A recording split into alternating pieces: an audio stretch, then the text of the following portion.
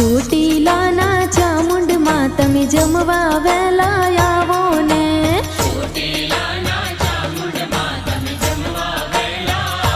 હા 7 વારના 7 ભોજન જમવા વહેલા